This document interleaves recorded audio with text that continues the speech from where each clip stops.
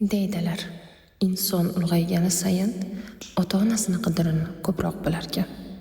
Men esa yana bitta haqiqatni angladim. Opam ham ota uyini bir bo'lagi ekan. Siz turmushga chiqqan kuningiz faqat bitta qiz emas, meni bolaligim ham ota uyidan chiqib ketgandek bo'lgan edi. Uy o'sha uy, eshik ham o'sha eshik. Lekin siz yo'qligingizdan keyin hech narsa avvalgidek bo'lmadi. Biz atigi ikki qizmiz, shuning uchun men har safar sizni ko'rsam, go'yo bolaligimni ko'rgandek bo'laman.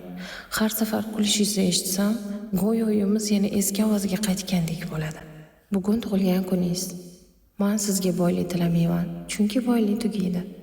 Men sizga faqat shularni tilayman.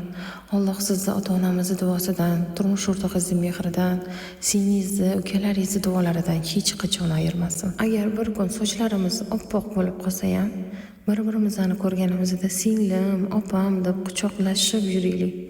Chunki bu dunyoda hamma narsa o'rnini topishi mumkin, lekin opa o'rnini hech kim bosa olmaydi. Tug'ilgan kuningiz muborak bo'lsin, opajonim. Siz bor ekansiz, meni bolaligim hamon tirik. Sizni yaxshi ko'raman.